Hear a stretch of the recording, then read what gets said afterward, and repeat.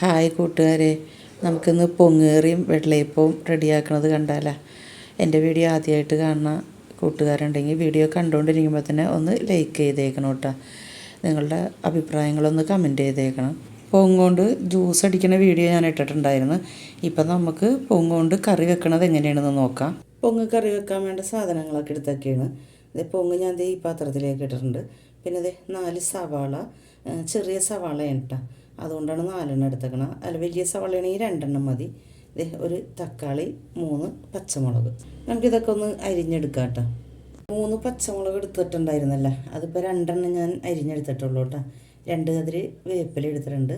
ഒരു കഷ്ണം ഇഞ്ചിയും വെളുത്തുള്ളിയും ചതച്ചത് എടുത്തിട്ടുണ്ട് കേട്ടോ. ഫ്രീസറിൽ വെച്ചതാണ്, അതിൽ നിന്ന് ചെറിയ കഷ്ണം എടുത്തതാണ്. ഞാൻ ചട്ടി വെച്ചിട്ടുണ്ട് കേട്ടോ. ഗ്യാസ് കത്തിച്ചിട്ട് നമുക്കിതിലേക്ക് വെളിച്ചെണ്ണ ഒഴിച്ച് കൊടുക്കാം. എണ്ണ ചൂടായി വരുമ്പോൾ നമ്മൾ ഈ അരിഞ്ഞ് വെച്ച പൊങ്ങ് ഇട്ട് കൊടുക്കുക. ഒരുപാട് വലിയ കഷ്ണമൊന്നും ഇല്ല കേട്ടോ ഞാൻ എടുത്തേക്കണം. എന്നാൽ ചെറുതായിട്ടും ഇല്ല, ഒരു മീഡിയം വലിപ്പത്തിലാണ് ഞാൻ എടുത്തേക്കണം കേട്ടോ. ചിലത് ചെറുതായിട്ടും പോയിട്ടുണ്ട്. നമുക്കിത് ഇട്ട് കൊടുക്കാം കേട്ടോ. എന്നിട്ടൊന്ന് ഫ്രൈ ചെയ്തെടുക്കാം. ഇതിനൊരുപാട് വേവൊന്നുമില്ല കേട്ടോ, ചെറിയൊരു വേവുള്ളൂ. ഒന്ന് ചൂട് കൊള്ളുമ്പോൾ തന്നെ വെന്ത് വരും.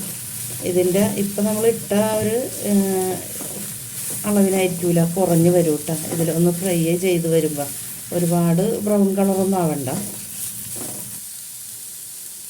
ഇപ്പോൾ അത് ഒരുവിധം ഫ്രൈ ആയി വന്നിട്ടുണ്ട് കേട്ടോ. ഒരുപാട് കളറ് മാറിയിട്ടുമില്ല, എന്നാൽ അത് ഒന്ന് ഒതുങ്ങിയിട്ടുണ്ട്. നിങ്ങൾക്ക് ഇതിൽ കാണുമ്പോൾ തന്നെ അറിയാൻ പറ്റും. നമുക്ക് ഗ്യാസ് ഓഫ് ചെയ്യാം. ലോ ഫ്ലെയിമിൽ ഇട്ട് കൊടുത്തേക്കണായിരുന്നു കേട്ടോ.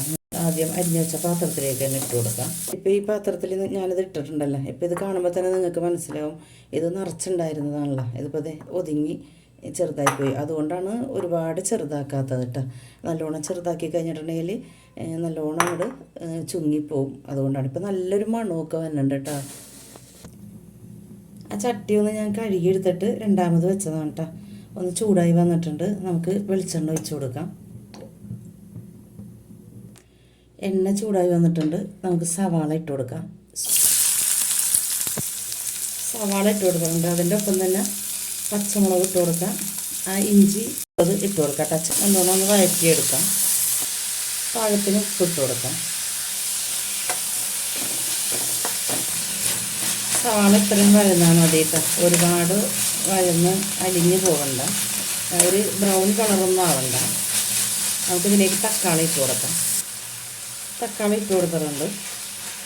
അത് നല്ലോണം ഒന്ന് മിക്സ് ചെയ്ത് കൊടുക്കാം. തക്കാളി നല്ലോണം ഒന്ന് ഉടഞ്ഞ് വരണം കേട്ടോ. ലോ ഫ്ലെയിമിലേക്ക് വെച്ച് കൊടുത്തൊക്കെയാണ് ഇപ്പം.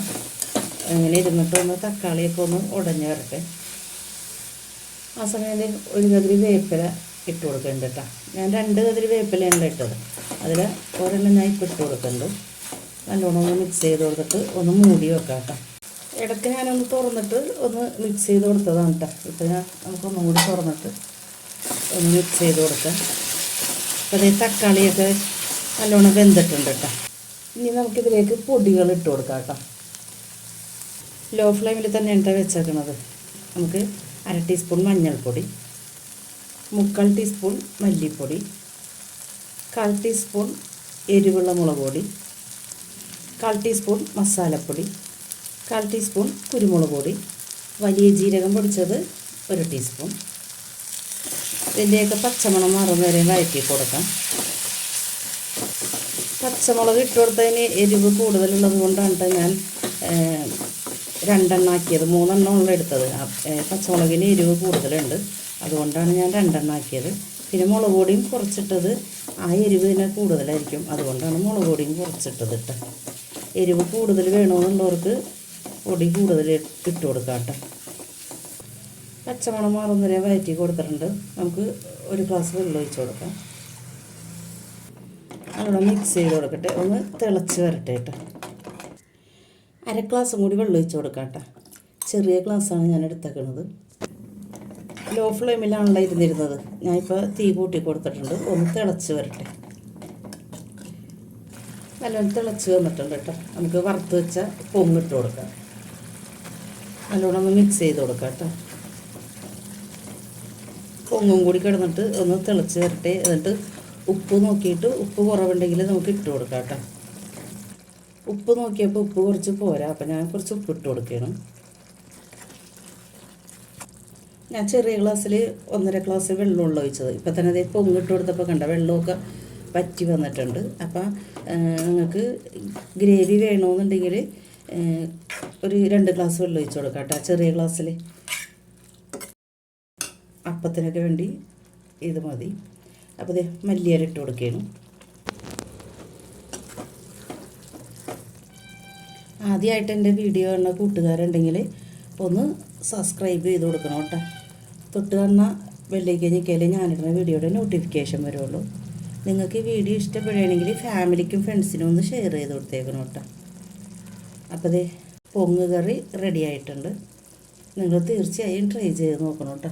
ലോ ഫ്ലെയിമിൽ വെച്ചിട്ടാണ് ഇപ്പോഴും തെളിച്ചുകൊണ്ടിരിക്കുന്നത്. നമുക്കൊന്ന് കൂട്ടി വെച്ചിട്ട് അപ്പോൾ തന്നെ ഒന്ന് ഓഫ് ചെയ്യാം കേട്ടോ. അതെ ഇപ്പോൾ ഗ്യാസ് ഒന്ന് ഹൈ ഫ്ലെയിമിലേക്ക് വെച്ചപ്പോൾ നല്ലോണം തിളക്കുന്നുണ്ട്. നമുക്ക് ഗ്യാസ് ഓഫ് ചെയ്യാം. നമുക്ക് വെള്ളയപ്പം ചുട്ടുകൊടുക്കാം കേട്ടോ. ഗ്യാസ് കത്തിച്ചിട്ട് ഒരു ചട്ടി വെച്ച് കൊടുത്തിട്ടുണ്ട്. അരച്ച് വെച്ച വെള്ളയപ്പത്തിൻ്റെ മാവുണ്ടല്ലോ, അതെടുത്തിട്ട് ഒരു പാത്രത്തിൽ കുറച്ചെടുത്തിട്ടുണ്ട്. അതിലേക്ക് ഉപ്പിട്ട് വെച്ചേക്കുന്നതാണ്. നമുക്കിത് ഒഴിച്ചു കൊടുക്കാം. എന്നിട്ട് വെള്ളയപ്പം ചുട്ടെടുക്കാം.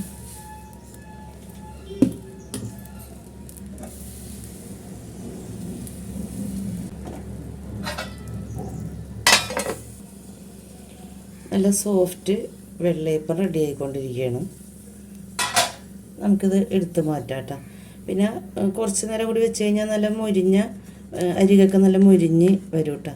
ഇപ്പം തന്നെ നല്ല സോഫ്റ്റ് വെള്ളയപ്പമാണ്. ഇവിടെ പിള്ളേർക്ക് നടുവിലിങ്ങനെ കുറേ ഇരിക്കണത് ഇഷ്ടമല്ല കേട്ടോ. അതുകൊണ്ടാണ് ഞാൻ ഇത്രയും വെച്ചിട്ട് നടുവിൽ അധികം വെക്കാതെ ചിറ്റിച്ച് കൊടുക്കണം കേട്ടോ. അങ്ങനെ നമുക്ക് പൊങ്ങേറിയും വെള്ളയപ്പവും സർവ് ചെയ്യാം കേട്ടോ. ഞാൻ വെള്ളയപ്പം ഒരു പാത്രത്തിലേക്ക് എടുത്തിട്ടുണ്ട്. ഇനി പൊങ്ങേറി നമുക്ക് ഈ പാത്രത്തിലേക്ക് മാറ്റാം കേട്ടോ. അങ്ങനെ പൊങ്ങേറിയും വെള്ളയപ്പവും റെഡി ആയിട്ടുണ്ട്. ഞാൻ ഇതൊന്ന് കഴിക്കട്ടെ കേട്ടോ. നല്ല ചൂടുണ്ട്.